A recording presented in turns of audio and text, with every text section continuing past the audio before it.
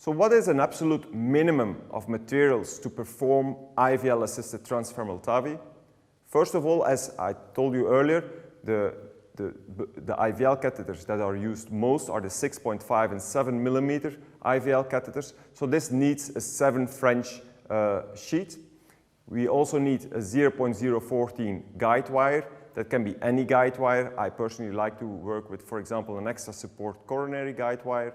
And then you need this 6.5 or 7 millimeter IVL catheter, which is an over-the-wire system, and which has the balloon on the proximal end. Of course, these balloons are 60 millimeter or 6 centimeters long, so they're much longer than what you're used to for the balloon, the shockwave balloons or catheters you use for coronary treatment.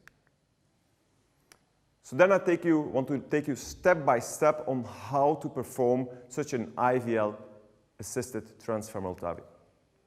First of all, you start, of course, with your arterial puncture on the site where you want to do your IVL treatment, and you make your skin incision already because you anticipate you cross there with your TAVI delivery system.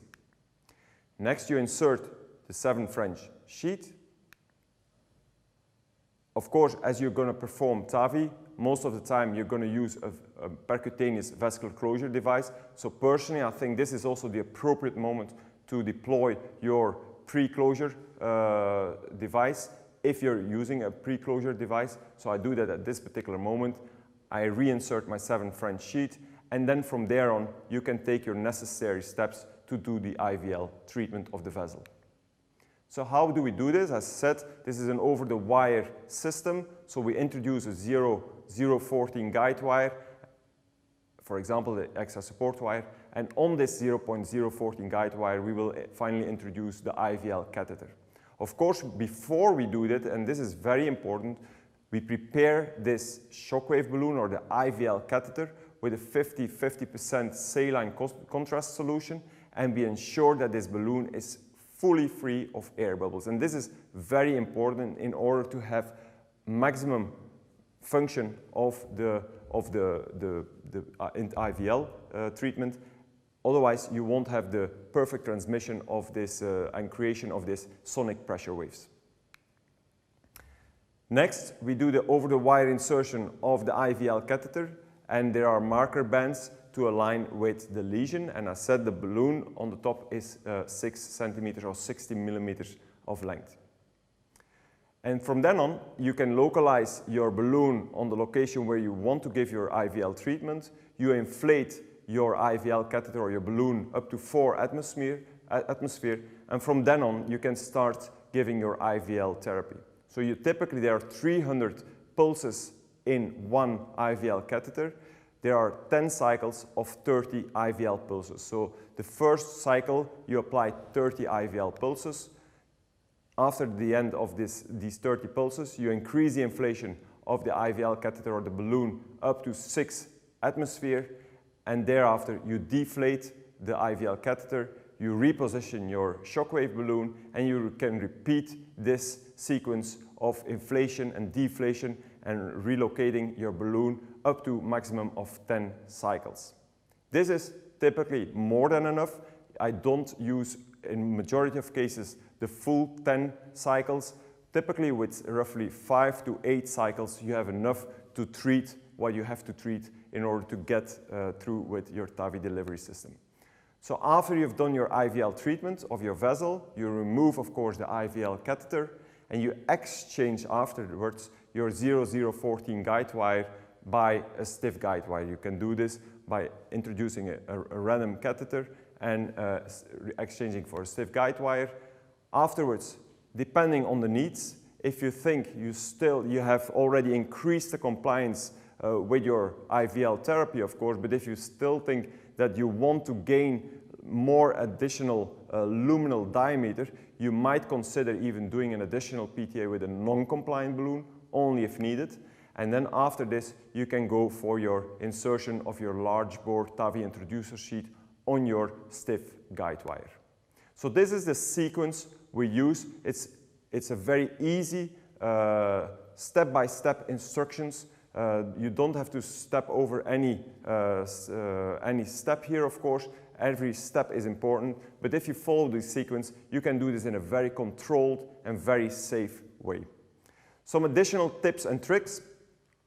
First of all, I think before you engage into an IVL-assisted transfemoral TAVI case, it's really, really important that you do an optimal CT-based pre-procedural planning. This is absolutely essential so that you know exactly the luminal diameters, the location of the calcifications, also your access site. You have a bailout program, ID on this particular case. So optimal CT-based pre-procedural planning is absolutely a must. IVL combined with a non-compliant PTA balloon to increase luminal gain. As said, this is something I do personally like, but I know it's depending on patient's anatomy and also per operator's preference.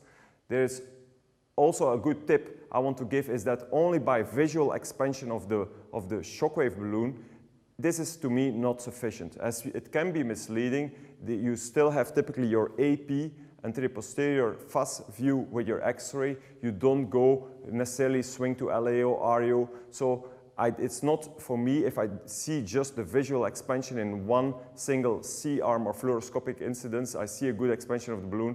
I do not take this as my final proof of concept that my vessel will be expanded enough. I'm sure the vessel will have made compliant enough, but I do not trust on it that it has been expanded enough.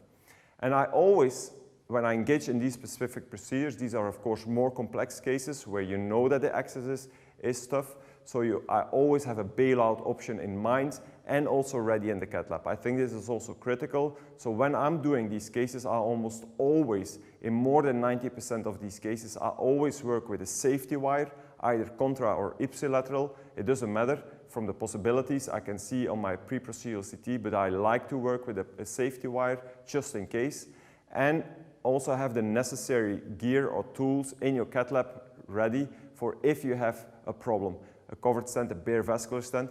And I have to add here, this is not because I anticipate problems on the IVL treated part of my vessel. There I've never seen any problem almost at all in my home center, also not in literature or from other colleagues. It's mostly because of the access site, because these patients typically have very diseased vessels, peripheral vasculature, all over the place, so also in the common femoral artery. This is not where you do the IVL treatment, but still there are very often stenosis, calcifications, soft plaque, combination of all these factors. So the closure of your vessel at the end is sometimes also not the easiest. So also for that, I have my bailout option in mind and ready in the cath lab. So this, as you see, this is a very classical setup. You see that on the left-hand side, the left iliofemoral axis, I have actually an arrow sheet and a safety wire which crosses from the left to the right leg. And then I'm doing at the same time my shockwave treatment, my IVL treatment of the common iliac on the right common iliac. So this is a common, very routine setup when doing these IVL-assisted transfemoral TAVI cases.